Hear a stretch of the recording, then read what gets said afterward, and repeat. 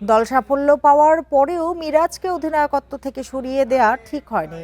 আরও কিছুদিন ভরসা রাখা উচিত ছিল বলে মনে করেন সাবেক অধিনায়ক ও বোর্ড পরিচালক আকরাম খান।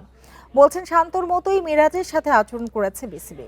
অলরাউন্ডার মিরাজকে দলে দরকার আছে বলেও মনে করেনি তিনি। শান্তর থেকে মিরাজকে কিছুটা লাকি বলাই যায়। মাত্র 11 ম্যাচ শেষে অধিনায়কত্ব হারিয়েছিলেন শান্ত। মিরাজ সেখানে 21 ম্যাচ পর্যন্ত থাকতে পেরেছেন। যদিও সাকিব তামিম ছাড়া দলকে ধারাবাহিকতায় আনতে দরকার ছিল বিসিবির ধৈর্য, যা দেখাতে পারেননি বুলবুল অথবা তামিম। এমন সিদ্ধান্তকে ভালোভাবে নিতে পারছেন না সাবেক অধিনায়ক আকরাম খান। ৪৫ বছর ধরে কোটি মানুষের আস্থায় পাইপের বস আরএফএল পাইপ। শান্তকে বের হওয়াটা আমার পছন্দ হয়নি। আবার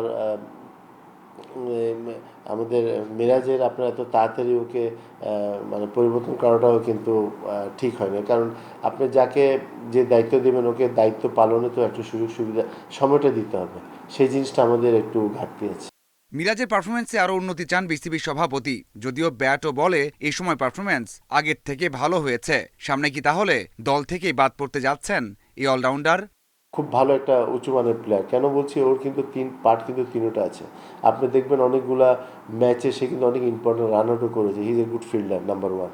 নাম্বার 2, ওর বলিং কিন্তু অফ স্পিনার কিন্তু quality, he is a quality off spinner. আপনি ওর জায়গায় যদি চিন্তা করেন ওকে দিয়ে 3 ওভার, ওকে দিয়ে 2 ওভার করায় যদি ফুলফিল করেন, এটা কিন্তু আপনার বিরাট একটা ভুল হবে।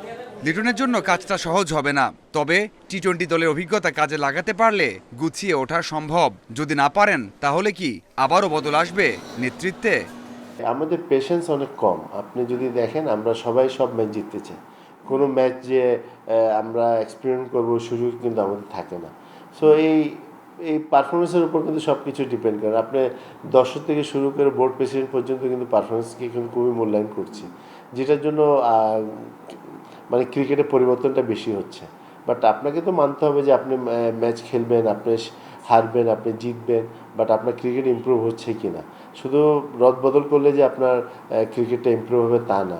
শুধু অধিনায়ক পরিবর্তন করে লাভ হবে না। দলের মধ্যে সিনিয়র জুনিয়র সম্মান বোঝাপড়া না থাকলে সাফল্য আসবে না বলে মনে করেন সাবেক অধিনায়ক। বা আপনাকে মাজহারুল ইসলাম, ইন্ডিপেন্ডেন্ট নিউজ।